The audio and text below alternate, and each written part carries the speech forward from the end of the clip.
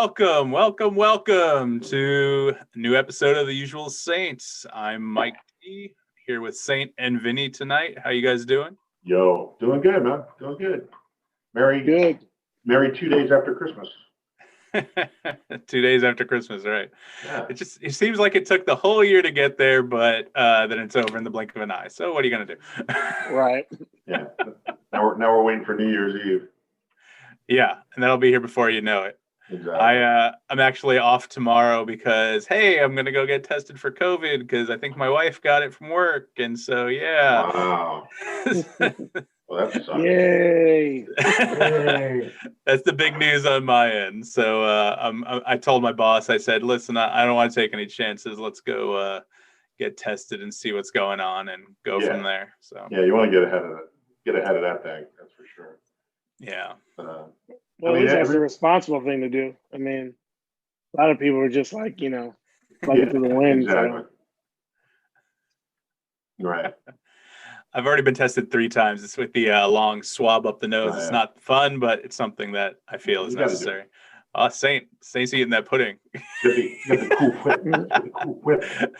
The podcasters can't hear that. The listeners can't hear him eating, but it's funny to see it on video. Right. Trying to do it off to the side. There's only just gorging myself with all this pudding, but yeah. So guys, what you been up to the past week? Any news on either of your fronts? Vinny, you want to start? You got anything? How you doing? I'm doing good. No new news. I mean, just last minute shit during the week to get ready for Christmas and everything. Yeah. Making sure all your Amazons and HSNs and QVCs are all getting there either on time or in one piece. But other than that, nothing. Just no new news. Waiting it out until 2021.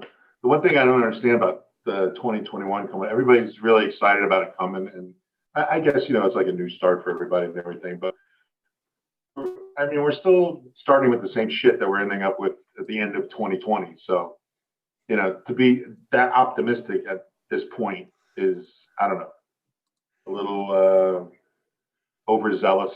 I don't know. I mean, everybody's hopeful on it. I think that's great.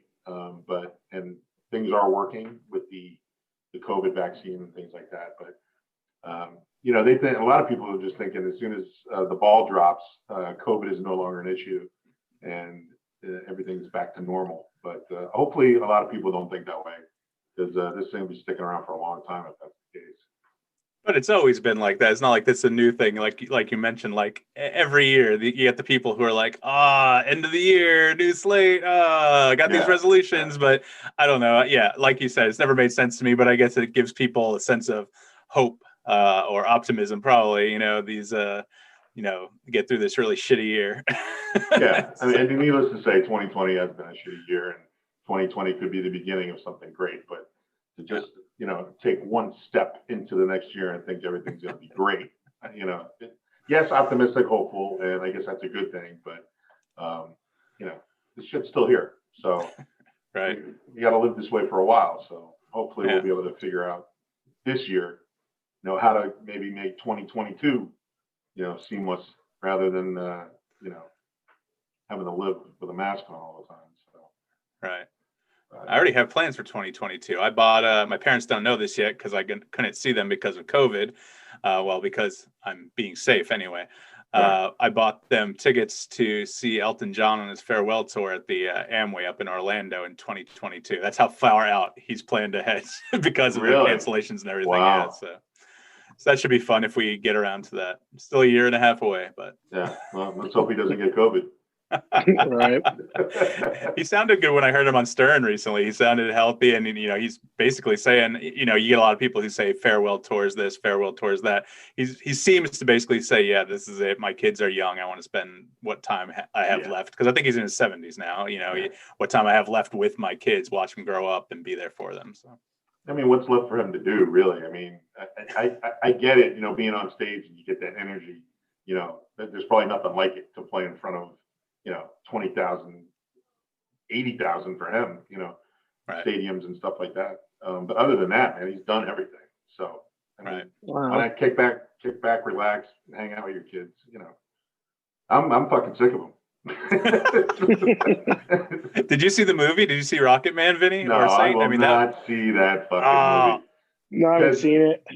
I liked it, guys. I mean, the trailer sold me on it, but like, it was good. It's a biopic, or biopic, however you want to say it. But I thought it was pretty good. I've never been a huge fan of his music, but I love that soundtrack. I gotta tell you, that movie did the music really good covers. He's a fantastic musician. He's got classic songs that will, live on forever. Right. But after seeing Bohemian Rhapsody, that was it. Yep. I could not see myself seeing that one, and I heard a lot of people panned it because it was nowhere near what the Queen story was. Bohemian Rhapsody was just the songs. I mean, you come away from that movie knowing like, oh yeah, we really, really, really like Queen songs, but the whole story, like if you're gonna look it up, half that movie's bullshit. It's like the three guys, they paint themselves, a certain way, and and I guess in order for them to get the rights to the music, they basically said this can't be the Freddie Mercury story, or they can't paint him in too good or bad of a light, but yet he's the only one people are really interested in. It's like, well, what else are we gonna watch here? So they mess around with the timelines. They do, they basically make it like he was begging them to come back when that wasn't true at all. So after that, I'm like, I'm kind of done with these authorized buy-ups, because in order to get the music, you have to agree to shoot the story movie the way they want it. Right. And so you don't get the real story. It's like, okay, whatever. Yeah, exactly. Yeah, I don't know how much of a hand Brian May or the other members of Queen, that shows how, and no offense to the other members of Queen, I just don't know their names, and I watched the movie. I know Brian May because he's an astrophysicist. I know that, and I know Freddie Mercury, and I can't imagine myself going to see a Queen concert without Freddie Mercury singing. It's no offense to Adam Lambert or anyone who's tried. I think there was an Asian guy who tried for a while. It's just I can't see it, but hey, it's probably still a good time. Hey, still the same songs. As far as doing the songs, and Adam Lambert said it himself, he's not going to be Freddie Mercury, but he does a great job with it. I mean, I watched I think it was like a documentary movie, The Show Must Go On, about Queen and using Adam Lambert in place of Freddie Mercury. And he does a great job, and he's pretty humble about it, knowing that he's not Freddie Mercury. He's out there singing Freddie Mercury songs, but he does a good job. He puts on a good show. So, yeah. And speaking of Amazon, I miss touching on that, man. Amazon's a godsend, man. I can't, if I didn't have Amazon in my life, and they don't rely on the postal service anymore, and sometimes not even like UPS, or they got their own thing, man. And so you can still get that 1 or 2 day delivery. That's usually the worst case scenario if you have Prime, but I mean, without that, I'd be kind of screwed in a lot of instances. Well, they have numerous contracted delivery services that work for Amazon, because me looking for a job and stuff. Of course, I looked for delivery jobs for Amazon, and there's at least a dozen that I know of, delivery services that are looking for drivers to drive for their company for Amazon deliveries. So, I mean, they got this thing cornered, man. They don't have to rely on the postal service or anything. That's amazing to me. Jeff Bezos, I read an article, or at least a headline the other day, how he's one of the 5, I think, Sainte billionaires. I mean, that's just insane, man. I can't imagine that. And that's after his divorce. Like, that is just crazy, dude. Wait, what does that word mean? It means he's a billionaire, but times 100 at least. So like he has at least worth at least $100 billion. He's a gazillionaire. Yeah. Well, when he got divorced, the second the divorce was final, she became the richest woman in the world. Yep. His ex-wife. Yeah. Exactly. That's to tell you how rich it was. And from all it was said, the divorce went pretty smooth. He was like, okay, you can just get this. I'm good. Yeah, exactly. And I don't know how, if anyone's actually ever going to listen to this or whatnot. Hope they do. But I got to say, I kind of have a thing for Mackenzie Bezos, Scott, whatever her name is. I don't know. It's not just because she's worth $1 billion something. Oh, that's horse shit. That's horse shit. No, it's not. She's actually kind of cute. Look at pictures of her. I don't know. I never noticed her before until the divorce, but I wasn't looking up Jeff Bezos and wife, so. Well, that's true. I'll give you the benefit of the doubt on that one. I mean, I don't even know what she looks like, so you may be right. Take a look. You got a computer. I know you won't see Zoom right in front of you, but you can still talk. It's a good look. Brunette, that's my thing. Whatever. But yeah. But his new girlfriend looks almost exactly like her. It's kind of weird. The woman he was cheating on her with. It was. Yeah, but it's a weird story. Guys have a type, When you have $100 billion, you can have those women made for you. There's probably some mad scientist somewhere pumping out Bezos' wives. Have you guys seen the pictures of him in his first office? It's like one picture. It's like a real famous picture. He's got this small desk. He's got one PC set up, and it's him starting out his book selling business, Amazon, and it's crazy to see where he is today. So I mean, I give the guy props, Yeah, exactly. But Saint, what's been going on with you the past week? Let's see. So yeah, I got Christmas done, all the shopping and everything. Besides that, we had a big, it wasn't Zoom, it's like a Go meeting call with everyone on the boat, which is real interesting because instead of, I guess you could do it on computer, but most guys telephoned in. The guys were having to mute their phones. You're listening to people's conversation in the background. But I guess we're getting everything situated for us to steam back north to Alaska in January. So I'm probably around January 10th or 11th. That's when they think about they're gonna be selling. I mean, so speaking of tests, so I'm supposed to quarantine here for 14 days, then fly up to Seattle, get tested. We'll be in the hotel rooms for 1 or 2 days while everyone gets tested.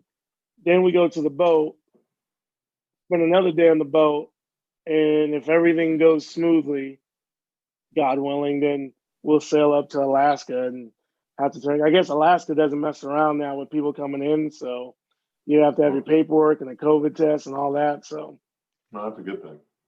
Yeah, and then one of our boats, we actually had 15 guys.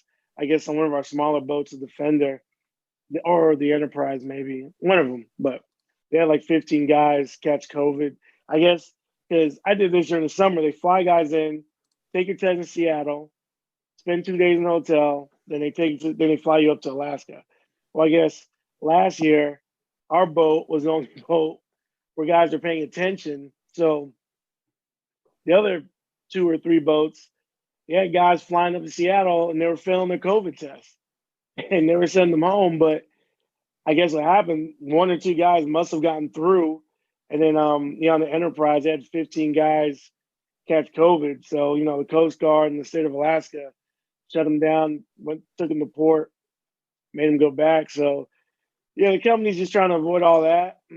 So I'll be taking a COVID test in about 2 weeks. And besides that, all the same. I'm watching some Wonder Woman, some Soul. And I know you wanted to talk about those, so that's your segue into them.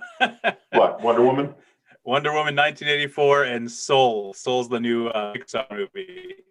It's on both are on streaming right now. Wonder Woman's on HBO Max, which is Warner Brothers' push to try to get a lot more subscribers on HBO Max. They're releasing their entire slate of 2021 movies on HBO Max the same time they're releasing them in theaters. So that's kind of cool.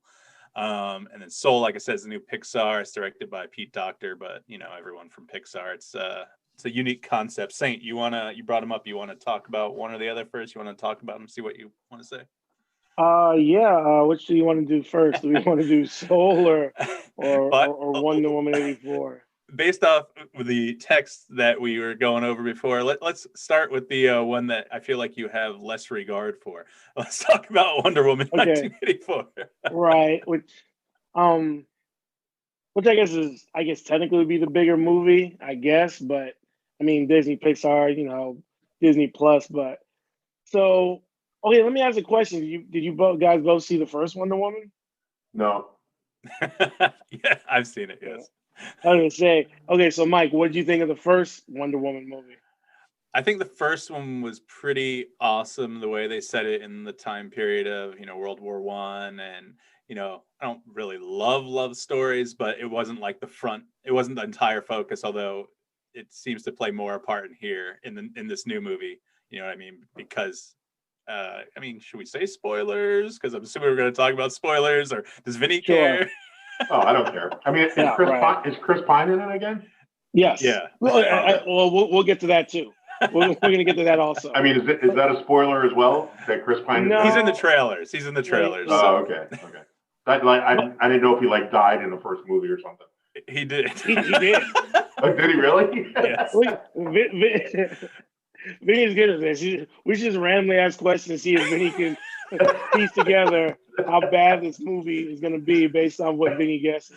But Vinny, you're familiar with the Wonder Woman character. Oh, I guess, of course. Yeah, maybe Linda Carter, the 1970s show, all that. Oh, yeah. I still got her poster in my room right now. Right. Which, again, spoiler, we'll talk about her too. So, all right. So, full disclosure, I was not a big fan of the first movie.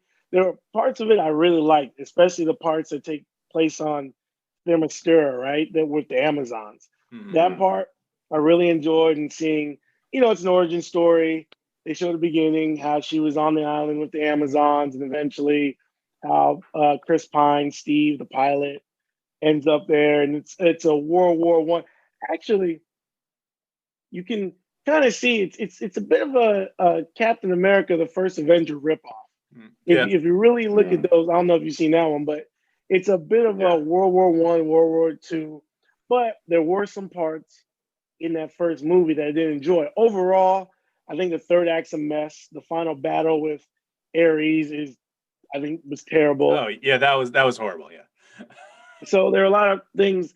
Overall, I wasn't a big fan of it, but there were parts of it that I did enjoy. And then this time, Patty Jenkins, the director, so it was said she was co-writer on this script, and she was getting a $200 million budget. So basically, this is her movie. And I was a little more excited because basically with the DCU as compared to Marvel and the MCU, everything with, I think Dan Snyder, I don't know why they keep giving this guy money or let him control Zack Snyder. Dan Snyder's the owner of the Washington football team. Well, him too. Neither of these people should be in charge of anything having to do in charge. That's right. Zack Snyder, thank you. So, I don't know why they continue to let him run things, because I guess these movies do make money. I mean, you put them out there, and with overseas box office and domestic, they're going to make money. But, when it comes to how these movies have been received, they've basically been failures. I mean, Batman v Superman, Justice League, even Suicide Squad, except for a lot of people like the first Wonder Woman from Patty Jenkins. And the resounding theory was that she was also kind of hamstrung because DC kind of reined her in the first movie without giving her total control, because they're trying to set up this DC universe.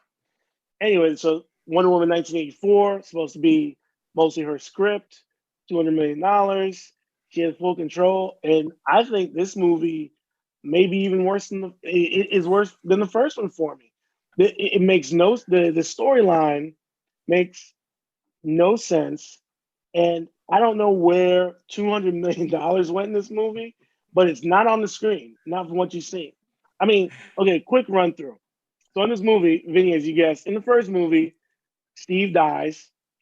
Great. Wonder Woman saves the world after battling Ares. And the first movie takes place in World War I time. So we're talking about 1918, 1919. This movie takes place 1984. She's still somehow, I guess, sort of undercover, but in the very first scene, he's rescuing people from a mall robbery. And it's not like she's trying to hide herself. Like, I guess we get one shot where she's trying to take out the cameras so people can't, see, and they don't hit her on film. But it's not like she's incognito. She's just out as Wonder Woman. So unless people get their memory erased, they're going to see who she is. Long story short, the overall gist of this story is one of the villains, Max Lord, ends up with a stone that grants people's wishes, which he wishes to become the stone. So he's the person. So he becomes a genie in a sense. Stick with me. And this stone provides wishes, and Diana's wish is obviously to get Steve back because I guess, Amazon Warrior Princess, the only thing that she could possibly wish for is to get her long lost love back. So, Mike, come in anytime you want. The first part of the story is it's not that Steve comes back. He comes back. He's basically taken over the body of a man in 1984 who happens to live close to Diana. So to Wonder Woman. So he doesn't come back. He is just ghost-like inside the body from 1984, which everyone sees the guy, but she sees Steve. Yeah, it's not even ghost-like. She is basically, it's like almost he's been taken over in his mind. If anyone else, like Saint just said, if anyone else sees him, it's the guy, it's the engineer guy, this other character who at the end of the movie comes back, but whatever. It was kind of weird, but at the same time, I'm glad they didn't like resurrect Steve Trevor like through cryogenics or something, or make a clone of him. Right. He'd have to be another Captain America. I mean, he'd be, that's the way they would be bringing him back. I mean, cryogenically. I was going to say, I mean, what's Chris Pine, like 87 years old? No, in the movie, yeah, he would have been. It was 65 years later, so it would have been something like that. It would have been about that. So, yeah, I mean, I can see what Saint says. I mean, listen, it's a popcorn flick. It's the first big one besides Tenet that's been released. It got put in theaters, but also on streaming. So, Saint, did you see this earlier? Or did you just see this the other day when it got released? No, I saw it when it got released. I just saw it noon on Christmas, and well, after we had Christmas dinner, I was like, well, this is sold. And I was like, I had a feeling, so I was like, let me try to get this one out of the way. And it was worse than I thought. And I was like, The biggest problem I had with it was, and it's not really a problem, it's just a little nitpicky thing because I latch onto things and I can't let it go unless I figure it out. The scene where she learns how to fly, there's music cue in there from Hans Zimmer, and it's no, typical Hans Zimmer music. I like Hans Zimmer, so I'm not going to bag. What do you mean, fly without the plane? Yeah, she like learns how to fly, and that's another piece of the. See, I'm out. I'm done. Okay. No. But no, in the comics she could fly, right? It's been retconned. Originally, no. So originally, no, and it was developed from the comics and the TV show about her invisible jet, which Vinny is in this movie. It's in 1984. Okay. It wasn't in the first one. She didn't have a jet in the first one, right? No. No. Here we go. Right. So Chris Pine is a pilot, a World War I pilot. Yeah. Gets resurrected in this 84 version and magically knows how to work a 19. I looked this up. This plane would have been developed in the 70s. This is a 70s Navy plane. Yeah. Gets behind the cockpit like, well, I know how to fly. So he's like fuel on. Yes, a jet fighter when he was fighting World War I prop planes. Then after they take off, and remind me because I've only watched the first Wonder Woman once, but somehow she has the power to turn things invisible. She didn't have that in the first one. I remember she said, "Oh, my dad could do this. Let me see if I can." And I knew her as soon as she said that. I knew where she was going. She was going to make. She turned the jet invisible, and we all knew it. Yes, everyone knew it. Like, what? This is the power now. It's interesting, but listen, they're trying to make money. It's still probably out of the DC EU movies. It's probably that and Wonder Woman. I mean, I'm not a big fan of Batman v Superman or Justice League. So bring me some Nolan Batmans or something like that. But terrible. When you go to see these movies, you got to go in with the state of mind of what you're going to see.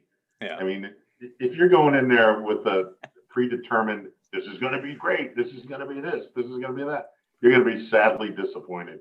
I mean, if you go in with an open mind saying, okay, this is a shit movie that let me get through it and blah, blah, blah, blah.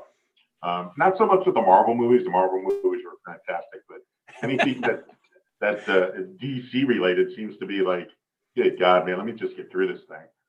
Well, that's the thing, and I think, I don't know if Saint was going to touch on that. Like, to me, I mean, the Marvel movies, they're held to a standard, and that's because they're all pretty much universally great. I mean, there's been one or two that are like, I'm not a huge fan of this Iron Man sequels, but you know, DC trying their best to make this the same kind of thing, but it can't, because there's too many different people. There's not one overall guy with one overall vision, whether it's Kevin Feige or you know, John Favreau had a big hand in it. I was a fan of these superheroes as superheroes to begin with. I mean, Wonder Woman, I wasn't a big fan of Wonder Woman.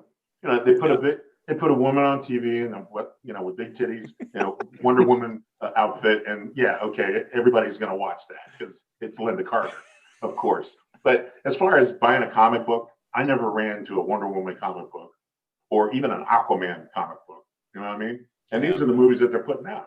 Because the question always was, and they touched on it in Seinfeld, you know, can Aquaman do anything outside of the water, or is he strictly, hamstring to the ocean? I guess you didn't see the Aquaman movie either. I did not see that shit either. Okay.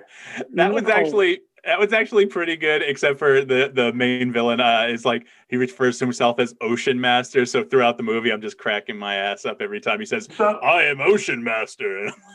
So the bad guy obviously had to be somebody who was detained to the waters of the world, right? Yeah, in the first Aquaman, because I'm pretty sure they're somewhere in the late stages of development on the sequel, if not production already. I mean, he can do stuff out of the water, right? I mean, he's stronger, right, Saint? He's not like Superman strength, but right. All the Atlanteans, they can be outside the water in strength, but the water's where they're.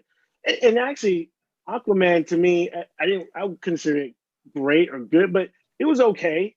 It wasn't, that I wasn't turned off like I am with Wonder Woman. At least the movie made sense. I thought it was too long, and there were some parts I had gotten out of there and they were cheesy, but it was an okay movie. Like, here's my thing. I go into these movies not expecting much, but take a movie like Shazam. I thought Shazam was a really good movie. Yeah. It really was. It didn't try to be something different. The problem is your film has to stand as a film on its own. Doesn't really matter, superhero or this. There's just good filmmaking, and for some reason, especially now, as far as superheroes go, because these superheroes have been around, since the Wonder Woman, I guess, came in the 50s, maybe, when she became popular. Probably earlier, yeah. Maybe earlier than that. Just if you just generalized it and said, okay, these guys were in their heyday in the 40s. Okay, here we are, 80 years later. So, the people that are living now, the past few generations, I mean, so what do they know about these superheroes? So what you're saying, yes, I agree with. The movie has to stand up on its own, because these people may not even know who the hell these people are. So you got to keep it fresh. Like we've touched on, Marvel does a great job with updating their heroes and making them more relevant and using tech for nowadays rather than the 60s when most of them were developed, or 70s. DC goes back, to the 30s, 40s, 50s. And so I think it's a little bit more difficult. Like Batman, they give him all this great tech. Batman's obviously still a really popular comic book character. I know you don't seem to be that much into comics, Vinnie, but like there's, No, I am. Okay. I am. I'm just saying, there's certain superheroes that I would, go to before, like Wonder Woman. I wouldn't run to the store to buy myself a Wonder Woman comic book. It's more like Superman, Batman, when you're talking DC, and, Iron Man and, Spider-Man and, all those on the other end. But I'm saying they're coming out with these movies with superheroes that weren't the most popular superheroes. I mean, to me, I mean, maybe Wonder Woman, everybody was waiting for a Wonder Woman movie. I think they did it just to be different, of course, but I mean, that's just my opinion. I mean, that's the way I feel about it. I think if you have a strong female character like Wonder Woman, they almost have to make the movie. Not that she's not a good character, like you said, it's a little outdated perhaps, but a strong female nowadays, I mean, that first movie made a ton of money. That first movie made a ton of money. Right. So, yeah, Saint, sorry, you were going to say something. Well, no, here's what I would say. Like, and every time, I'm always, on the boat, they have a cute nickname for me. They call me Mr. Beg to Differ, right? Because the guys on the boat, we watch movies on there. I'm always, well, that's going to be the name of my podcast. I beg to differ, but right. So I'm Mr. Beg to Differ. And, it's always like, okay, well, what would you do better, Sainte? I'm like, here you go. This is the one thing I would say.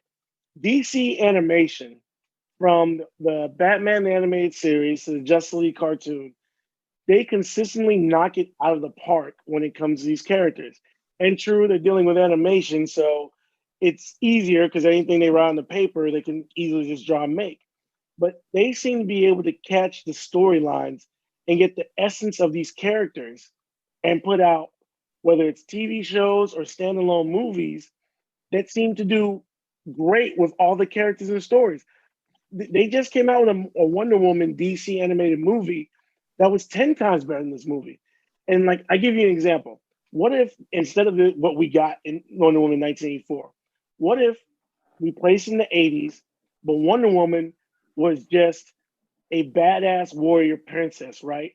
So she's going around saving the day, but everything she does is from a warrior princess angle, right? She just, anytime she goes into battle, she's just kicking ass. And what if somehow, some way, we bring Steve back and show her, hey, every situation doesn't have to be settled with shoving your sword down someone's throat. That's a much better idea of, let's get a character arc, let's get some badass action scenes, Wonder Woman kicking ass, but then by the end of the movie, she realizes, maybe I don't have to kill and destroy, because classic Wonder Woman, the Wonder Woman people really like, I mean, besides the 80s or the 70s TV show based on limitations. But if you ever read the comic book, part of her overall arc has always been, I'm a warrior. I'm the baddest Amazon warrior, and I will kick everyone's ass, including Superman, if he gets out of line. But there's always been this tension, well, is kicking ass and taking names always the right thing to do? To me, that could have been a much more interesting story than what we got with this movie. This movie is a mess, from the whole Chitara story. And now, I was looking up certain reviews and they hit around on the head. She's just like Jamie Foxx's Electro in the Amazing Spider-Man 2, just like what was Jim Carrey, the Riddler. Start out as this nerdy, smart but nerdy outcast who works for a company, who all of a sudden gets powers, and for some reason they hate the superhero and do battle with the superhero at the end of the movie. Yeah. We've seen this trope over and over again. And I'm just wondering, Patty Jenkins was full reign. It just big time disappointment. Not to mention, again, $200 million. Mike, you tell me, does this look like a $200 million movie? I'll tell you, there's one scene that did it for me in particular. I didn't find it as offensive as you did, honestly. But there's one part where she's the car scene in the desert where she's chasing after Max Lord and she goes to get those kids out of the road. When she swings in, I feel like the CGI was horrible. It was noticeable. And yeah, I have a 55-inch TV. It's not a big screen, but it was really noticeable. And I was like, come on, you guys could have touched that up before you released it. Let's go. I mean, not to mention, Vinny, so they want us to believe they're in a parade of armored trucks coming down the road. And a mile down the road, there's kids playing soccer, and the kids stay in the middle of the road. The whole time. Waiting for Wonder Woman. The stupid fucking kids like that we don't need them around anyway. Darwinism. Trucks, do us a favor, let the trucks. Did I mention this is a desert, and this is the only family? It's the only house. The only house in the desert. Oh my God! Come on. And this looked like a pretty straightaway highway, and the kids stay in the road, play soccer for Wonder Woman to save the day. This is the level of craftsmanship we're dealing with. I'll leave it to you, Mike. So that's my good news. Good news. You can wrap it all up in the third part of the trilogy because Wonder Woman 3 just got greenlit for a fast track. So in a few years we'll be getting that. Really? Today? Oh my God. It was today or yesterday. I noticed it. Yep. Patty Jenkins and Gal Gadot and everyone. So. Hey, you know what though? I think movies that you can watch only from home now, they're going to do well because nobody has to leave the house. I mean, yeah. You don't have to load up the kids. You don't have to buy popcorn. You know, you're saving money pretty much by staying home. I'm still a fan of that. Though, like that's basically what me and my wife did before the pandemic. You know, we could go out, we could go to the movies. That was our thing. You know, we'd only go see movies that we wanted to see, given, but it was still 2 to 4 times a month we get to go out. But I'm saying you're not going to make an effort to go see a movie that you kind of want to see. Yeah. You know, but if you can watch it at home, okay, let's watch it at home. We don't have to leave the house. So that's why a lot of these movies are probably being seen. Yeah. Because shit, we don't have to go anywhere. Let's watch it. What the hell? Right. So, I mean, it's accessible to everybody at home. So the movie industry is probably going gaga over this pandemic thing. Going, oh hell, we're going to make some money on this. You know, as long as you have an HBO Max membership. Yeah. Right. Well, real quick, I mean, we could do a couple of minutes on it. I mean, movie studios still make more money off the theatrical release, right? With the deals they used to have with, the movie theater companies, Regal and AMC. Yeah. Right. So, but something like HBO Max, I mean, that's the future. I mean, Disney has pretty much said we are going all in on Disney Plus. Streaming is the future. Like they know. And then Warner Brothers, which just got bought by AT&T, they need to make a profit. And HBO Max is supposed to be their next big, shebang. And it kind of came with a thud because, I mean, if you have HBO, they didn't really, advertise what else am I getting with my HBO Max, even though if you look on it, it has a pretty good library of stuff on there. You just have to know about it. So, like you said, Warner Brothers, they're like, hey, 2021, we're dumping everything we can to get these HBO Max subscribers. Because AT&T's like, we need to see a return for our investment like now. So, and Disney, I know, Mike, have you seen the Disney call? I mean, the amount of Star Wars and Marvel my God. Disney Plus.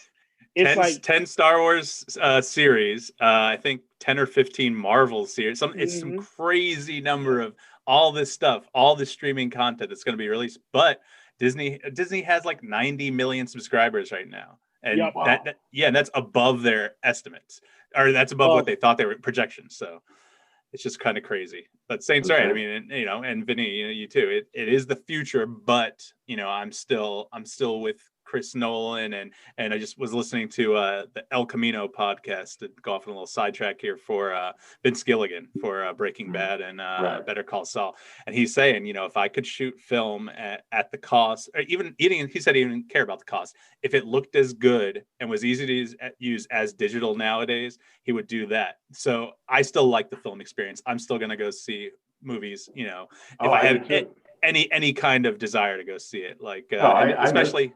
I mean, I miss going to the movies. I miss that whole, it's a whole thing. I mean, it's it's something you plan for. You go out, you have a good time, and I miss that. I miss being able to go to the theaters and stuff. I mean, they're the ones that are going to be hurting. I mean, well, they're getting and that's breaking news, by the way, in the new coronavirus relief bill that Trump signed after I guess he backed down from the $2,000 payments, which sucks because I was looking forward to getting $2,000, but whatever. Nice. I think there's $15 billion in there for movie theater and live theater relief.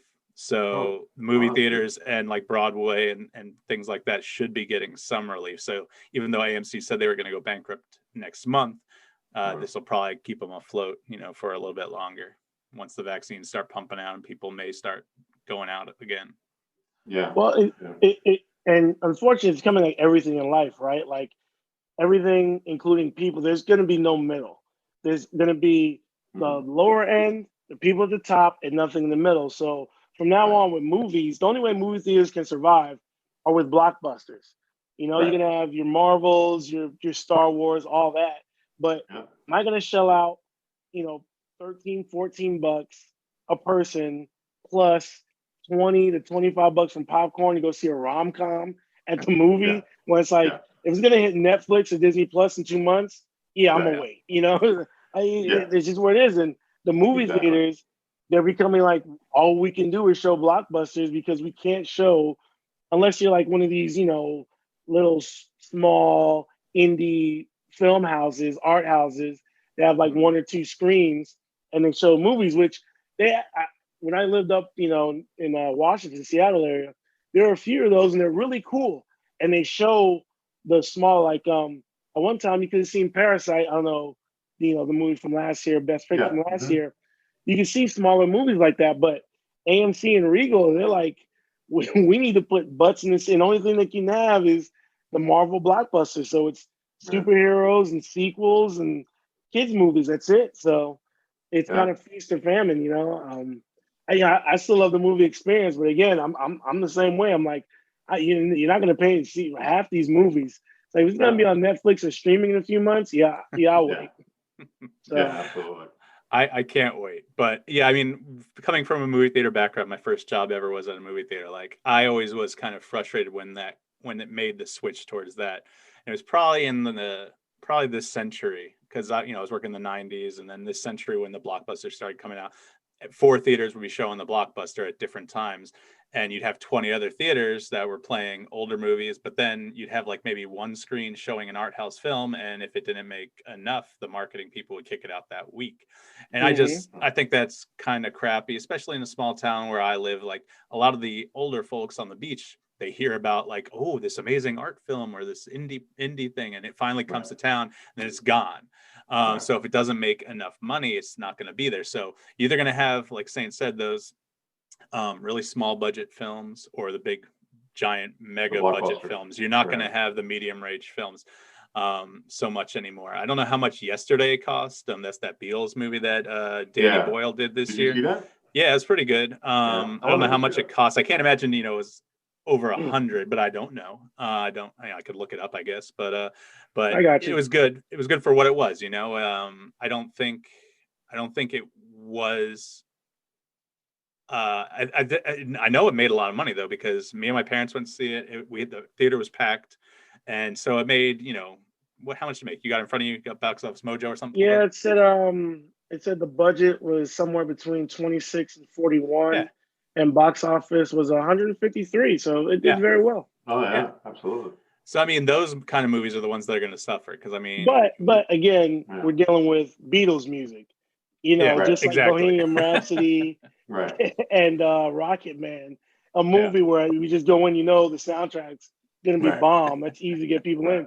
But I don't know, take your average romantic comedy, or I keep bagging on romantic comedies, but just your average, original idea film that's not $100 million. How do you get people to go see it? If Love Actually came out now, that's that probably wouldn't have done so well.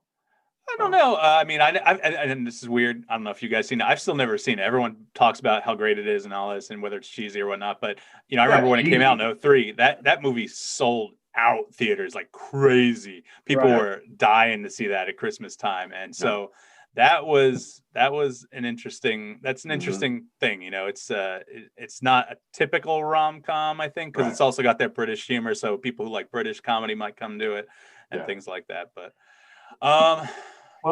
we've talked a lot about those. Plus, it depends on what time of year they come out too.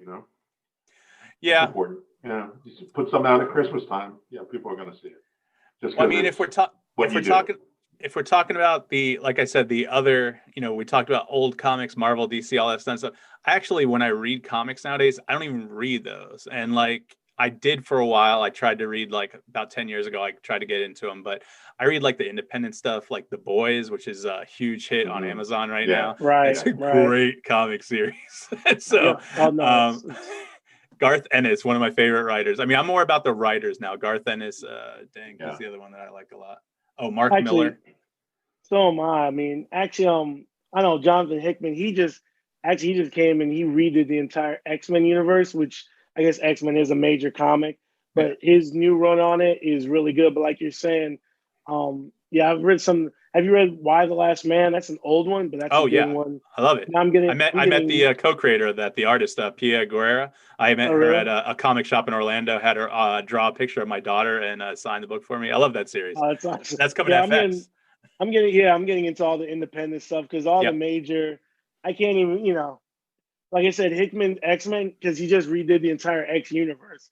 So that was interesting, but now it's kind of fallen back into the Marvel crossover tropes. Yeah. I'm kind of like, okay, Right. I got the books, but a lot of the independent stuff is really interesting to me now. Maybe we're just getting old. No, like, listen, if we were just getting old, it would be like, oh, well, I've read Marvel my entire life, and that's what I'm reading now. No, I mean, I'm more about the creator, and I think I've always been that way. I'm always a Tarantino guy. I'll always go see his movies. The cutting edge stuff. Something something not as mainstream. I'm about someone in their style, like when Saint was talking about the Why the Last Man, which is like I said, it's coming out on FX eventually. But the guy who wrote that, Brian K. Vaughan, I think he wrote Saga too. Saga is an awesome book, and so like if I find a creator that I like, I'll usually at least give their I don't buy individual comics, but I'll buy one of their graphic novels, and as long as I like it, I'll keep reading. Oh, sure. Like Robert Kirkman, when me and Saint met him in Comic-Con. Yeah, man. Tell that story. Yeah. Should I? Okay. So Vinny, me and Saint go to San Diego Comic-Con 2012, right? And we go to see a Kirkman panel. I think, do you know who else was on that panel? Was it Charlie Adler, the artist? Was he there? You don't know? Okay. Well, it was for Vinnie who Kirkman is, though. Oh, sorry, Vinny. Do you know who Robert Kirkman is? I apologize. I assume people know. Okay, vaguely. He wrote The Walking Dead and Invincible and everything else. So he's huge now because of how big The Walking Dead series turned into. So at the time, Walking Dead had come out a few years prior. All the nerds and geeks and me, I'm and Saint, we're all like, cool. We're in him. We go to see him at the panel. He talks, and did I go out a side door because I figured he was going to go out that side door, or I don't remember how we ran into him. No, he said that he's like, hey guys, because he was also on the Walking Dead panel, which was in Hall H. Yeah, which this is just when the Walking Dead was just hitting its apex. It was just becoming the big, TV thing or whatever. Right. So you're the one who figured he was doing this little panel in his little room, maybe 100 people. Yeah. And everyone's there. And then he's like, hey, you know what? I can see you guys, the real fans. I know you guys can't see when in Hall H. There's like, 8,000 people. He's like, I'm going to go out the side. He goes, if anyone brought some comics, I'll sign some stuff. And then you were like, oh, let's get out there and get in position, right? Did I tell the story? Or should Mike? You can go. I want to see if I can look up the names of the books that I got brought to him. So we do the panel, it ends, go out the side door. Mike actually, maybe it was just intuition. He got in a good spot. So Kirkman comes out, and everyone comes and gets their comic signed, right? Now, even in this little panel, almost everyone's giving him a Walking Dead comic because, that's his big comic, whatever it's known for. So he's just standing in a big circle, just everyone's handing him stuff, Walking Dead, sign. I'm sure he's signed it 1,000 times. So we're near the end. So Mike hands him his comics. And he looks at him, he goes, holy shit, I forgot what comic it was, right? But it wasn't I think one of them, I'm looking it up now. One of them was Cloudfall. I had read it literally on the plane on the way over, and I loved it. And I whip it out and go ahead, say, what was his reaction? Right. And so this is like some of his first stuff. So he looks at it, he goes, holy shit. He's like, where'd you get this one from? Like knowing that, I'm sure for the last few years, all anyone saw to him is about Walking Dead. But Mike hands him the comic, and it's two comics there. One of them is like, he's like, someone I haven't seen is like, man, I don't even know if I have one of these. And he signs it. He's like, oh, this one's a real fan. The beam on Mike's face, because you could just tell. Yeah. Mike's like, that's right. I'm a real fan. Yeah, I'm not like one of you Walking Dead fucking zombies. I'm the real thing, right? I'm the real deal here. And I was happy for Mike because that made his day, and I was like, Yeah, that's awesome, man. I think that was probably the best moment for me of Comic-Con because that was the first and only time I've been to San Diego. I took Saint with me because I knew he'd appreciate it. Yeah. And it was a chunk of change we dropped, and we stayed in this little seedy little motel in San Ysidro, which is like right on the Mexico border, which is cool, I thought. Yeah. But I know. But yeah, like he said, Hall H is this giant. Any major city that has a convention hall has a Hall H. I noticed that when I was watching The Amazing Race the other day. New Orleans has a Hall H. It's always the biggest theater in the convention center. So Hall H holds, I don't even know, thousands and thousands and thousands of people. If you want to see something in Hall H, you have to wait in that line all day long, even if it's a panel at the end of the day, just to get in there. And hopefully you get in there. Me and Saint got in there, I think, one day on Sunday. Yeah. And we saw like Cleveland show and some other things. No, it was Saturday. We went on Saturday. It was Saturday. Okay, it was Cleveland show. Yeah. We saw the new Sam Raimi Oz when he did the Oz film, and things like that. We missed my biggest disappointment of that was there was a Firefly, I think a 10th anniversary panel. Yeah. And we jokingly, we get there, we're like, oh, it'll be fine, we'll get there in the morning. We didn't know that the people we saw when we were leaving the night before were already in line for the panel the next day. Yes. So we get there and they're like, oh yeah, no, that's sold out. That's done. Yeah. So sleep is not an option at these things. Right. Saint, were you there when did we go to the Breaking Bad panel together, or did you get there? You were there, right? You know what? Okay, so we got there for Wednesday preview night. We're gonna geek out a little bit, Vinnie. So no. Go for it, man. Go for it. I think Hall H, I think we went on Friday because I think you went and stood in that line again on Saturday, and I'm like, I can't do it, man. It was just too long and too late because, and unfortunately, Vinnie, we were going when were we going when Twilight was still the huge thing, when Twilight had taken over Hall H? This was right before Marvel. It was 2012, so maybe. I know Doctor Who was in that because all those people dressed up like doctors. Right, because they came out with the Doctor Who hats. I remember that part. Yeah. But now Hall H is all Marvel. But at the time, and a lot of comic book nerds hated it because the Twilight movies had. So you're seeing these 12-year-old girls willing to wait, 15, 16 hours in line for the Twilight panel. It was just like, okay, I'm good. That was good times. I had a good trip. That was the first time ever out there. We made plans to go 5 years later. We signed a napkin. Don't know where the napkin is now, but we haven't created anything, I don't think, that we could bring back. But maybe one day. Maybe one day. Yeah, right. That's awesome. Well, if Comic-Con ever comes back. So. I know, right? Yeah, sure. Who knows? Who knows when that's going to happen? Oh, my God. All right. So that's. Oh, we never talked about Soul. You brought out Soul. Let's talk about Soul. Soul, right? Okay. Real quick, Disney Pixar Soul on Disney Plus. Can't say enough good things. Okay, I'm not going to give any spoilers for this. It's not really spoilers. The only thing I will say about this movie is it is very what's it called? Maybe formulaic, like. 15 minutes in the movie, you kind of know where the story's going to go. It's a Disney Pixar. Stuff's going to happen. It's a very predictable story. That being said, the animation's great. The voice acting, Jamie Foxx. Who is it from Saturday Night Live? 30 Rock. Tina Fey. I didn't even know that was her until I looked at the credits. Oh, crap. Sorry guys, GameStop just shipped my PlayStation 5. Anyway, you got a PlayStation 5? Yes, I'm getting a PS5. Yeah, I finally started one, but they said coming after Christmas. I'm like, whatever. Saint's got to go celebrate now. We got to stop the podcast. Fuck a podcast. I got a PlayStation 5. Exactly. Great animation, great voice work, music was.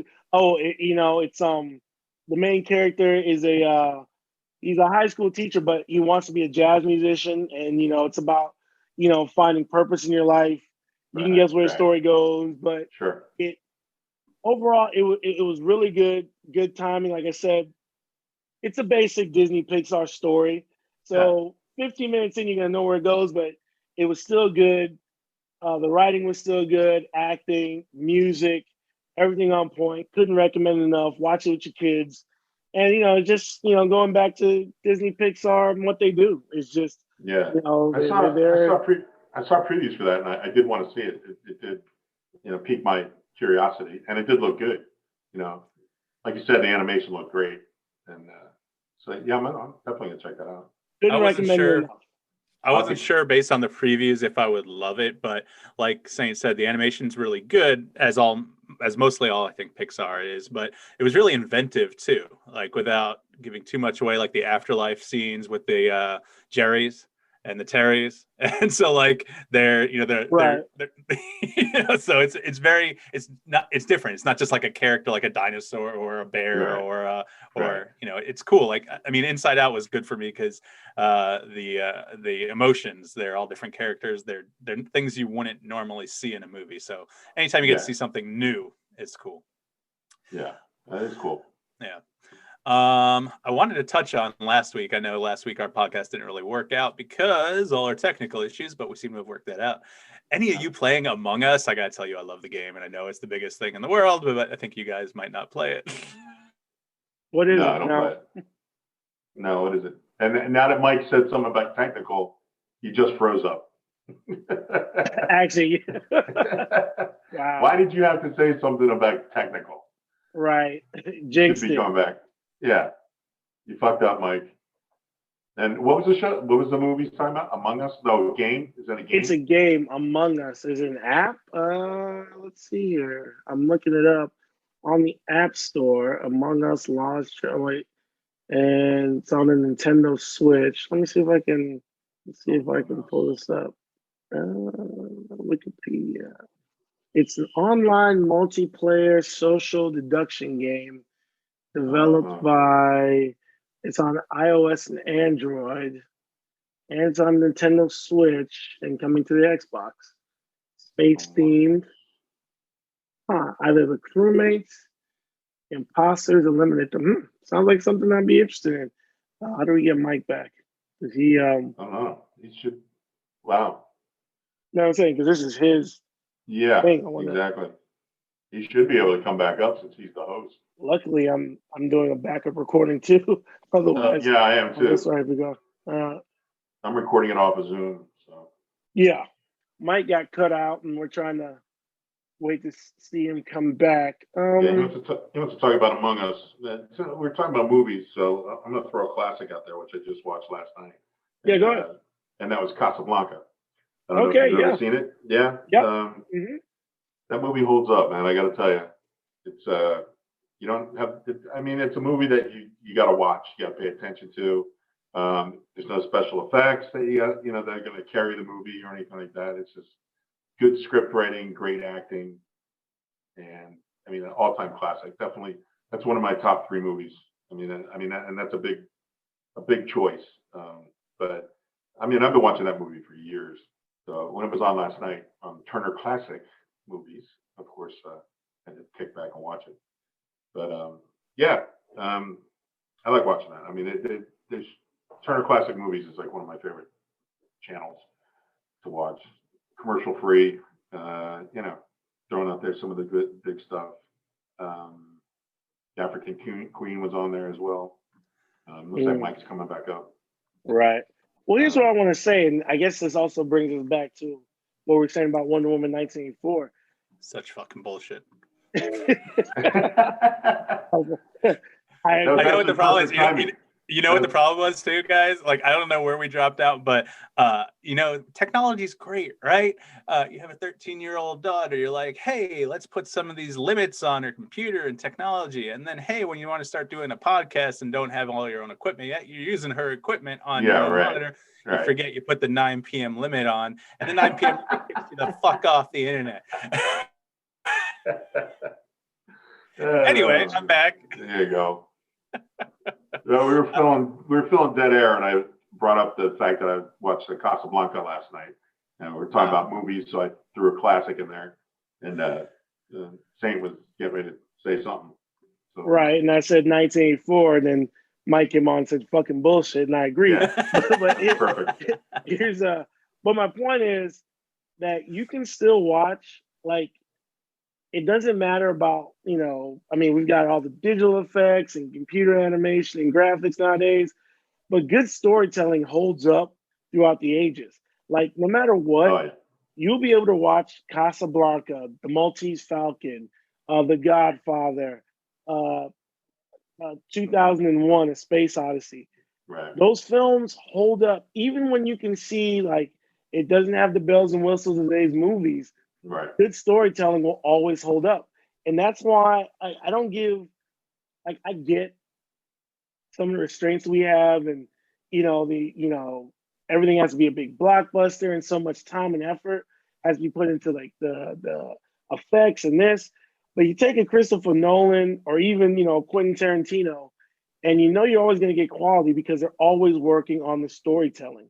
Right. And all the bells and whistles is just, don't matter. Icing. Yeah. It doesn't. It's always about the storytelling. That's why I look at some of these big, huge blockbusters. I'm like, who gets paid to write these scripts?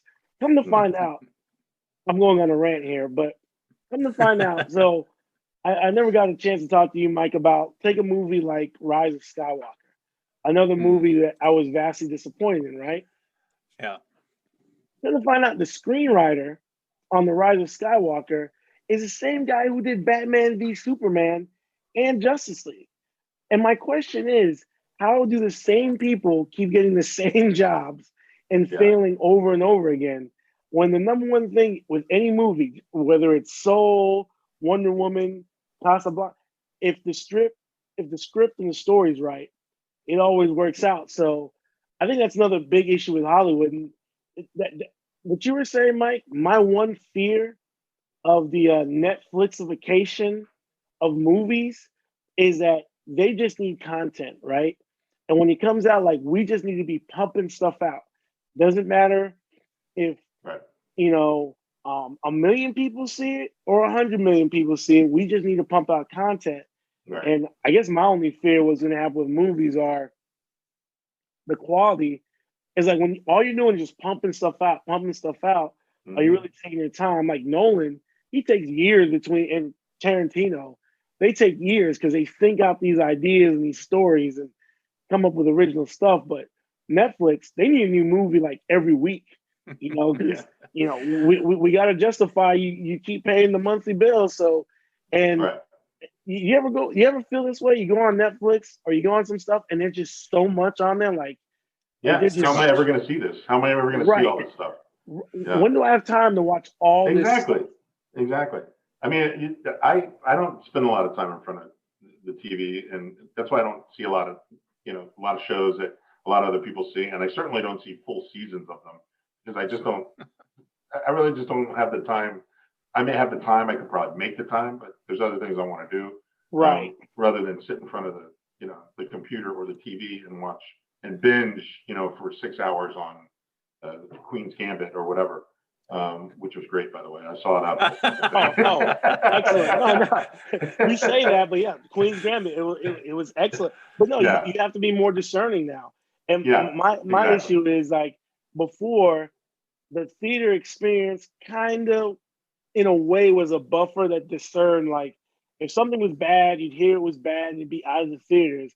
Yeah. But now there's just so much stuff, like, you have to wait till there's a huge buzz on something. Like, that's the only reason I heard of Queen's Gambit, and my wife watched it without me. Exactly. But that's the only way things break through. But then again, some good things may get lost in the shuffle just because there's so much content out there. There's so much shit out there. I know. But to me, it's like half of this stuff is just like, man, who slapped this stuff that I don't it's, and that's my biggest fear now. It's like, you got so many streaming outlets and we need so much content that, you're going to have a flood of just bad TV and stuff. And so there's this one on there. What is it? The Flight Attendant with the Kelly Kuko or whatever her name is. Do you know about this one that she's out there? I've heard about it. I haven't seen it. I've actually heard really good things. Is it bad, Vinny? Have you seen it? It's a fucking dumpster fire. I swear to God.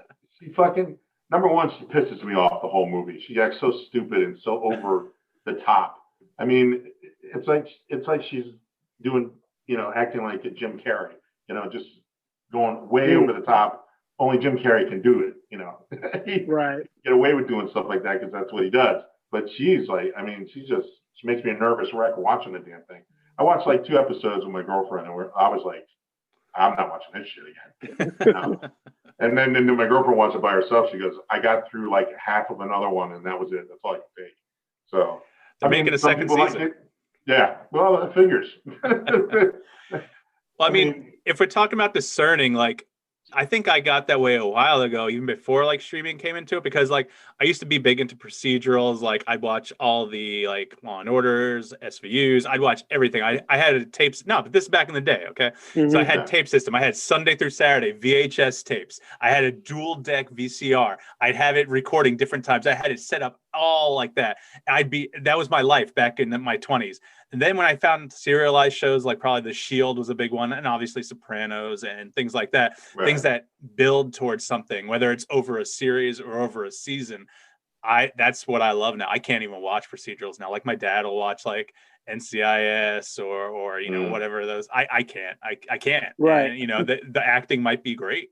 It's Yeah. just something I can't do. I can't waste my time on. I have too many films to watch. I have too many great series to watch. Yeah. I have too many video games with great stories to play.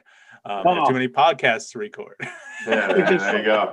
You mentioned that I'm getting the PS5, but I literally have probably 7 or 8 PlayStation 4, Nintendo Switch games that I haven't even started or barely started, and I haven't even finished yet. And I'm getting a PS5, so that tells you the problem I have.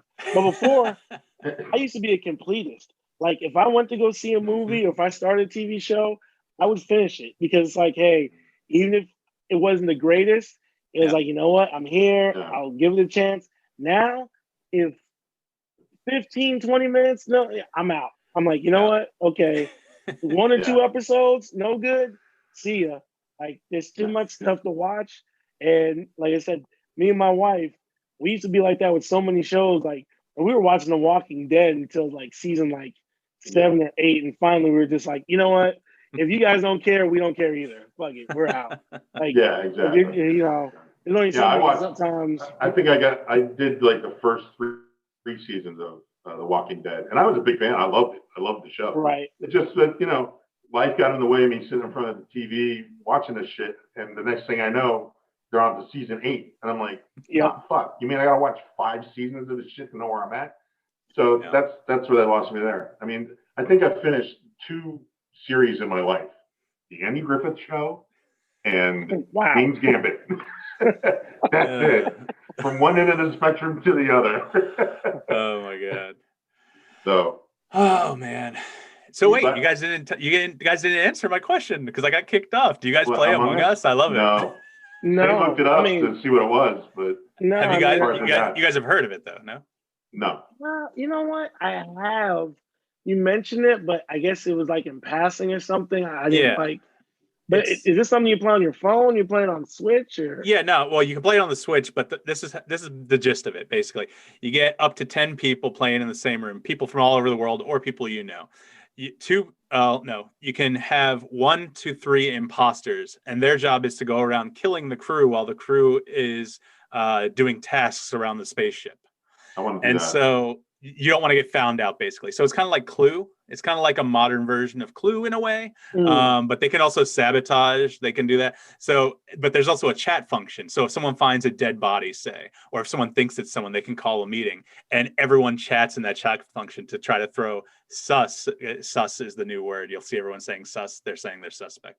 They're trying to throw shade at them, trying to say this is what it was, and you're also trying to lie if you're the imposter, or you're trying to throw someone else under the bus. I don't know. I spend too much time playing it, but it's a good bonding experience for me and my daughter. We play.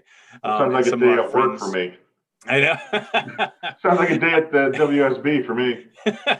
It's just something. It's a fun little thing, and you can get it on the iPhone. You can pay for it on the computer, but the biggest thing is you have to be able to type. And when I got it on the Switch the other day, I think it was like $5, and it's really hard to type on the Switch. Like even if you have a stylus, you're like and you're trying to. You have like 30 seconds to vote, and so you're trying to get your reasoning into why it's not you in that time. So I don't know if you guys have played it. It's fun. Maybe we'll do a little. I'll get a game together and send you guys a text. Yeah, I do want to try it out. It's interesting. Some people are like, this sucks. Bye. But that's fine. That's their thing.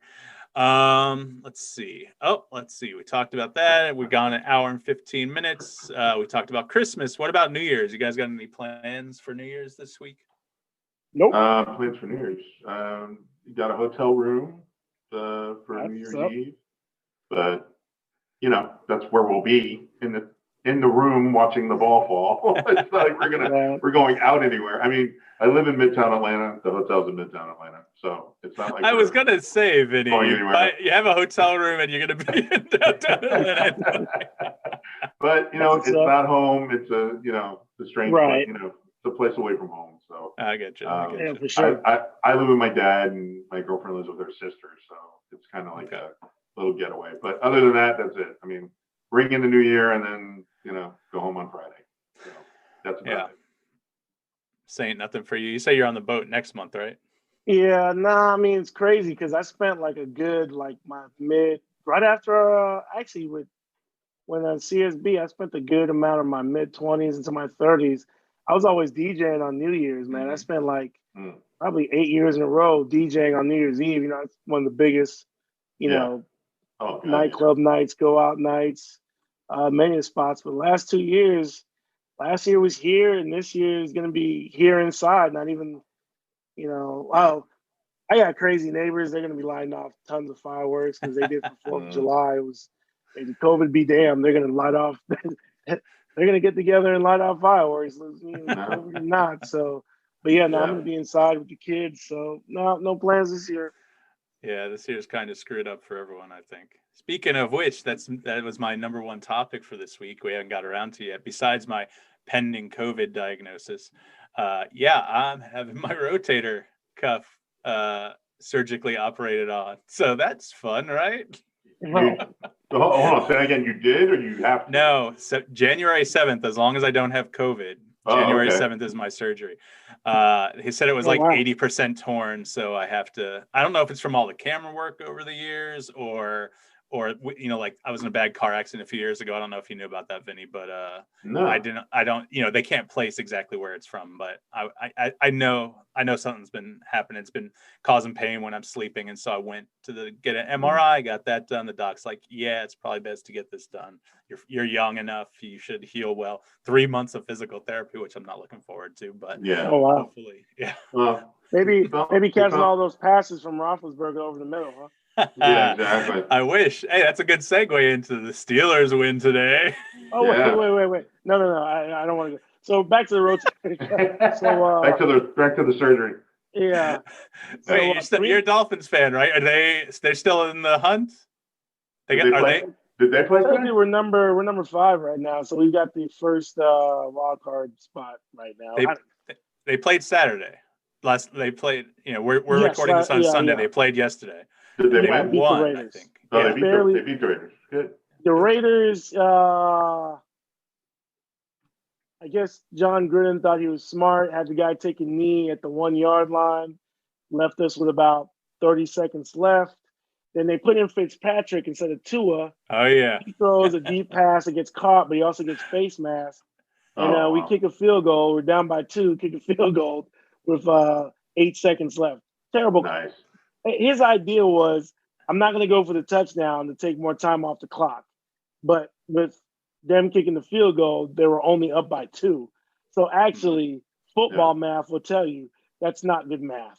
Go for the touchdown because it's harder. John Gruden, he thought he was the smartest guy because he's on Monday Night Football for 10 years. Crazy. Wow. Anyway. No, Romo's the smartest guy. His football IQ is insane. Like, I'm watching the game today, and he's calling it with Jim Nansen. It's true. He can almost predict plays before they happen, and he's played in the game for a number of years. Yeah, but I mean that's still impressive to me. Like I couldn't do that. He's a good commentator. I like listening to him. I hated him as a Cowboy when he was playing, but as a commentator, man, he's pretty good. He's a good color analyst, and like you said, he knows football, man. And sometimes he does predict the play. I think the thing with Romo is he predicts, but he does it with enthusiasm. Like you can tell he really, like he's juiced up. He sounds like a kid who's I know what's going to happen here. It's exactly what it is. He's juiced with it. For a lot of guys, it just sounds like they're just, taught, where Romo still has like a kid excitement about it, which is good for TV and, for radio and all that kind of stuff. So. Oh, absolutely. That's what made me like him. I mean, I didn't even know it was him when I first heard him commentating, and I'm like, who's this guy? I mean, this guy's good, and he's excited, and he's into the game, and all this shit. And next thing you know, the guy saying it's Romo. I was like, oh my god! I was like, I have to like Tony Romo now. Oh my god! You should have heard Jim Nantz, because they're the number 1 team for CBS. So as soon as Nantz found out the Chiefs had barely squeaked by the Falcons, he said, "Well, Tony, I'll tell you, we won't be going to Kansas City next week." Because the number 1 team in broadcasting is not going to go watch a bunch of 3rd string and 4th string players for the Chiefs play for something they don't have to play for. Exactly. It's probably going to be Steelers. Probably going to be Steelers Browns, huh? Yeah, probably. Yeah. I mean, the Browns are fighting for that spot. Steelers already in and won the North, but they're fighting for positioning. So the Colts, I think, before I started the podcast, they were out because of the loss to the Steelers. So they're fighting next week. So Right. It's week. Dolphins, Browns, and then Ravens. Ravens. That's it. Yep. Yeah. Well, is that for the wild card position? Yeah. Right now, the Yeah. 3 wild card spots. Yeah. Yep. Yeah. So it's kind of crazy. We'll see. I actually wouldn't mind seeing the Dolphins get in there somehow. Yeah, it'd be interesting. Get in the mix at least. You know, they've been shit for so long. With that quarterback. I mean, seriously. I mean, I used to love it. I mean, because I lived in South Florida. I mean, I was a Steeler fan, but of course, you know, I like the Dolphins too, as long as they didn't play each other. And you know, I was a bit of a fan. But then, you know, they've been shit for so long, man. It's like being a Jet fan. I mean, you know, if you're a Jet fan, Jesus Christ, you know, holy hell. No, God bless you. In our defense, I will say that half of Dolphin fans, not all, but half of Dolphin fans were not as delusional as Jet fans and these other fan bases that sucked. And it comes from being in Miami. It's like if our teams suck, we find something else to do.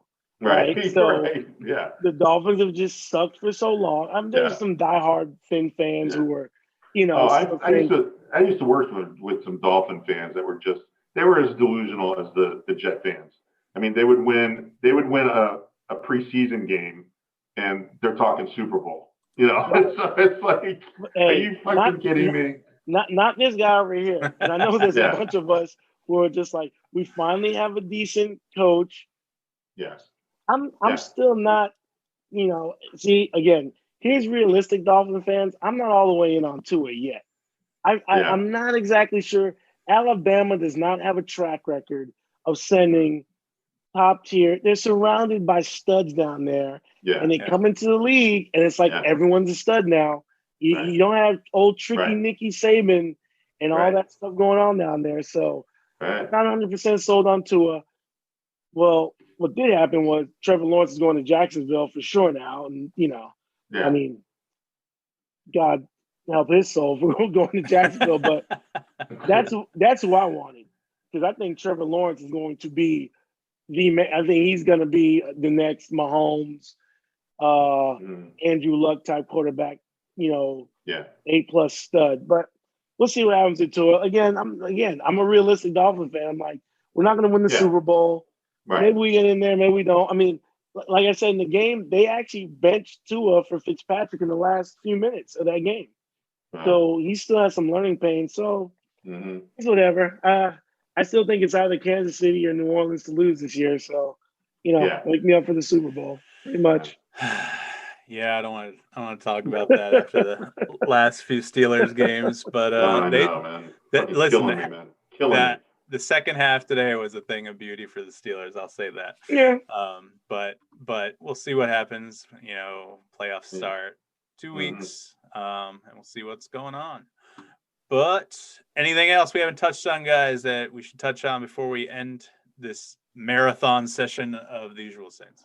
Not a marathon, but I think an hour and a half is probably the right kind of sweet spot, you know, ish. I mean, little technical difficulties. Well, I mean, as long I'll remember for next time. I mean, as long as we're talking about shit, you know, right? And we're not just sitting there going, "Wow, look at Sainte's walls." That's nice. Well, speaking of which, do you guys like my daughter's room? It's right. Just some style, right? It's very nice. Like I said, I have amazing. I'm gonna put more up, but I do have amazing walls. I have a bed and then a blanket over a window.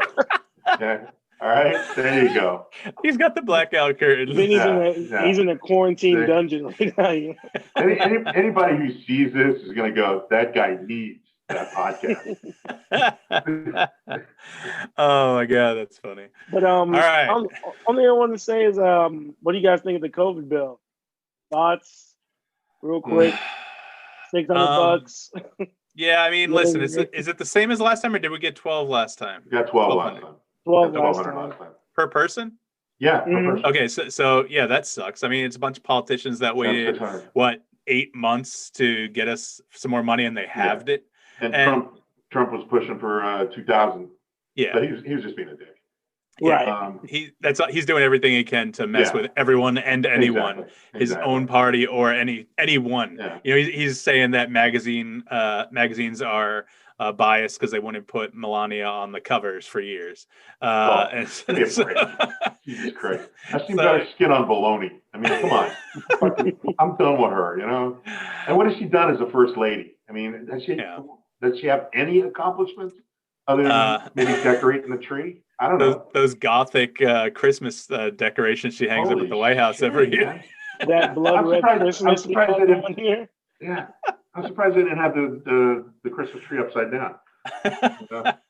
Christmas at the Shining Hotel. That would be awesome. Exactly, that'd be awesome. I mean, I don't know the whole bill. You know, I'm a big. I'd say I'm more progressive. I'm a big liberal. I believe in trying to help people. So any help that can get done. But I mean, I feel like it's so little, so late. It really is. So it really is. It should have happened before now. I mean, yeah. I mean, I'm fortunate enough to work in an industry, you know, since I got out of TV, that I'm pretty much guaranteed, I guess, employment as long as I don't fuck it up. And so, you know, I haven't been affected as much. And my wife, you know, she works at a hospital, so she's pretty mandatory. Well, she's got job security for sure. Yeah. So us two, we haven't really been affected, you know, and so I see people, whether it's clients I go out and see, or, you know, Vinnie, I mean, you got laid off yourself, whether it was a merger or COVID or whatnot, you know, so you just see people that it touches, and it's a real thing, man. People who don't take this seriously, you know, and, you know, the big thing down here in where I live is parents, there's like a group of 4 parents filing a lawsuit against the school board for saying that kids have to wear schools in the school system.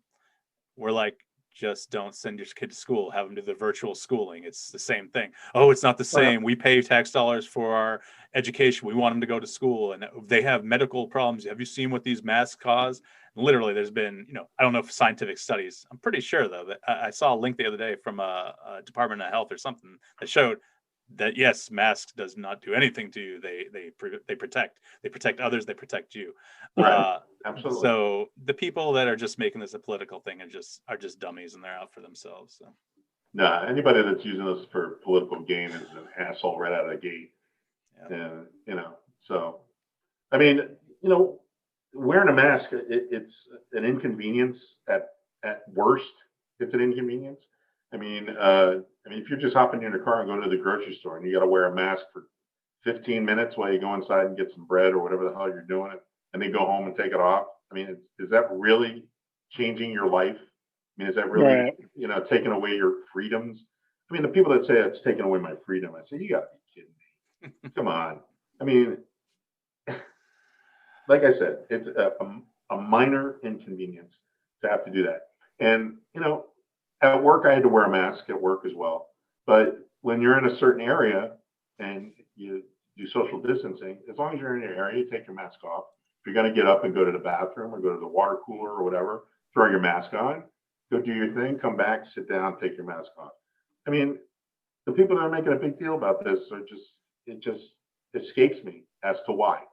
They just want to hear their voice heard. They just want to be a thorn in the side of the system or what. I don't know. The protocol is very simple. You know, put a mask on, wash your hands, don't touch your face, cough away from people. If you feel sick, stay home. I mean, that's not asking a lot. I mean, they're not telling you to go dig a moat around your house, you know, to keep people away and stuff like that. I mean, it's very simple. It's elementary. So, yeah, no, I just want to get thoughts on since the bill just passed. I just pulled it up and seen that Trump decided to sign it. Just want to get thoughts. Basically, I echo everything you guys said. Feel the same way. A little too late, but it is what it is, and we'll see what happens. You know, Trump just trying to a little more jabs for it on his way out. So, but just wanted to get some of you guys' thoughts. But that should be interesting in the next few weeks, like to see how that plays out. Like, I mean, I know everyone, Democrats or Republicans, have said you don't leave the office leaves you. And so come January 20th or 21st, you know, whatever, you know, we'll see how that plays out. Well, I heard him say for the first time that I was surprised to hear him say it. He actually referred to the next administration. And I was like, oh, well, maybe he's coming around. But he's still got all these lawsuits out. I mean, he's still going through with all these things. But, you know, in public, he's starting to talk about the next administration. So, you know, maybe there's hope. And he's going to get out of here without a big problem. Saint doesn't seem no. It's okay. 1 minute quick rant. It's all a grift. He knows, like, I'm not going to, I personally think on an intellectual level, or to be president of the United States, Donald Trump is a dumbass on that level, but he's not stupid. No, he's not. So this is just all a grift. It's got to keep the people who are angry, the people who don't want to wear masks, who want to talk about my freedom and my rights, who think the election was stolen, it was rigged, even though Republicans did really, really well, but somehow on the presidential level that was rigged. Try to put 2 and 2 equals 5 over here, but it's keep them mad, keep them engaged, because it's all a grift. It's got to keep the money coming, gonna keep doing rallies, and it's just a grift. They've realized that being in politics now is the way they make money now, and he's making just a realization that as long as his base is upset and angry about something, anything, COVID, the election, Democrats, media, Facebook, that's how you keep them engaged and you keep the money rolling in. And they're going to keep asking for donations well after the election to keep the money rolling in. They don't get it. Definitely. Yeah. And that's all it is. He's not stupid. He knows, but it's not him that's stupid. It's the people, following him that are stupid. I mean, the people that are sending them donations. I mean, those are the people you got to look out for. So unfortunately, there's a lot of them. Right. But, do what you can. Do you guys? I know I said I wanted to wrap it up, and I think we will soon. But I want to touch on something. See if I don't know, Vinny, if you watch. Do you have Disney Plus, Vinny? Do you watch Mandalorian or anything? No. Mm-hmm. Okay. Saint, you watch Mandalorian? Come on now. Yeah. Should we touch on that before, because it's going to be less timely eventually, because it just ended a week ago? Yeah. Let's do a few minutes and wrap it up, because that's good. Let's end on a positive note. Fuck that Trump shit. There you go. There you go. I'm guessing, spoiler alert, you're talking about the return of a certain Luke Skywalker to the Mandalorian universe. A certain Jedi, yes. I got to tell you, I was hoping beyond hope that Mace Windu would walk through the door. But once I saw the X-Wing, I knew who it was going to be. you know what's funny? You just said that, and that would have been so much better. I would have, if it had been Mace Windu, I would have went bananas. Now, let me say, the reason I like, of course, Mike, I know you, Vinny, have you seen Rogue One? The Star Wars story, Rogue One, yeah, that movie? one I saw. What I liked about when Luke came back, and Mike, you can attest to this, it mirrored how he fought those robots. It mirrored Vader at the end of Rogue One. You can kind of see they were mirroring when Luke came in, badass with the lightsaber, badass with the Force. When they showed Luke, I want to say the CG was not that good. Not good at all. It was, I don't know, they should have went and tried to DH Mark Hamill, but this was, I guess it was a guy. Then they put like a CG mask over his face, and it did not work for me at all. It looked really like it was from the original Star Wars. Like that's cheesy. No good. But I like everyone in him. Storytelling wise, I don't know. It's kind of a cheat because, and I say this in a way, it's fan servicey. You know what I mean? The fanboys are gonna love it. We're gonna be excited about it. But when you think about the overall Mandalorian story, it's like Luke pops up out of nowhere. He takes Baby Yoda with him. So that's off the table. And I mean, maybe they did it, to take the Mandalorian into a different direction. Try to get past the whole Grogu, Baby Yoda thing. But as much as I enjoyed it, as a storytelling, I kind of see it as a cheat, because why else would you care about Luke Skywalker coming in if you didn't know who Luke Skywalker was and all that? It served no purpose in the Mandalorian story, but it was still cool. So, I'll take it. It was definitely cool. It was a nice capper to the season. I mean, from the first episode of the season, when Boba Fett shows up, I think that was first episode, maybe the second episode. That was a capper for me. I'm a huge Boba Fett fan from the original trilogy back from Empire, and So seeing that the next series is going to be the Book of Boba Fett, I think it's going to be a limited run, but that should be fun. And they're going to have Mandalorian season 3, and like we touched on earlier, they're going to have a bazillion other series based on different Star Wars properties that they're creating now, or comics or video games or whatnot. So right, it should be entertaining few years, as long as COVID gets out of the way and they can actually make these things happen. So yep. Vinny, are you, I know you said you saw Rogue One. Are you a big Star Wars guy? You just hadn't seen The Mandalorian, or no? Not a big Star Wars fan? I was a Star Wars fan when Star Wars came out. Yeah. I saw the first one, and I saw Empire Strikes Back, and that was it. Up until the Rogue One. And I just saw that. And I just saw that just because. Just because. You saw Empire, and you weren't so blown away by Empire or by the twist in Empire that you were like 3 years later when Return of the Jedi came out, you were like, I gotta go see this shit.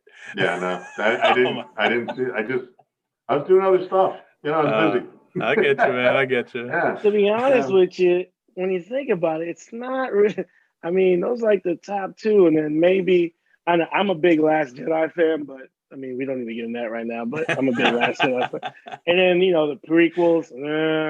Well, see, that's the thing. I heard the prequels sucked and all that, and I was just disinterested after that. I was like, he's just throwing shit out there to, attract the Star Wars nuts, and they're complaining about it. So it's like, why would I bother, to go see that? It depends, like. And this is going to get us into a whole thing, I guess. Saint touched on something. The Last Jedi, the reason he likes that, and I don't want to put words in his mouth, but I think is because it was an artist's unique tale within that.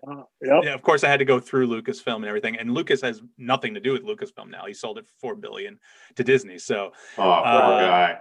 Yeah. I mean, the prequels were his way of, telling the story of Anakin, but he wanted to make it kid friendly, and he wanted to sell merchandise and all this stuff, because he got all that money. He got that merchandise money from the original deal he struck with Fox. Yeah. So the new ones, Rogue One is amazing. I love Rogue One. Solo, yep. I've developed an appreciation for after the fact. I love K2SO in Rogue One. That's my favorite. Alan Tudyk. He's the best. So the sequel trilogy, though, it was a lot of fan service. It was basically, the first one was basically Star Wars. Force Awakens basically, New Hope. Last Jedi stands out because they let Rian Johnson go in. Rian Johnson did his thing, and they were like, when Rey's like, when Kylo Ren tells Rey, your parents were nobodies. And then JJ comes back the next movie and goes, well, but wait. Right. Actually, the Emperor Palpatine is your grandfather. It's like, it just... Basically, Rise of Skywalker is just a big middle finger to The Last Jedi. And I love, The Last Jedi was basically Rian Johnson saying, hey, we're going to take, this goes back to my movies. We're going to take this in a new direction. Let's try something different. No fan service. Let the past die. And then, Lucasfilm, Kathleen Kennedy and all that couldn't do it. So. Hey guys, I don't mean to take any longer, but I gotta get going. I was gonna end it anyway, man. Yeah. All right, guys. So we're gonna end it this week. We'll plan on hopefully meeting up next week. We'll organize that. We'll get it together. Yeah. Let's use this time to say, if anyone listens to this and wants to send an idea, a topic, or anything like that, I have an email, usualsaints@gmail.com. And also, I made a Twitter for us, The Usual Saints. So follow us. Maybe we'll post some stuff. I'll definitely put the links up there to get it out there. Share with your friends. And for Saint and Vinny, this is Mike D signing off for The Usual Saints. Thanks. Peace. Next time.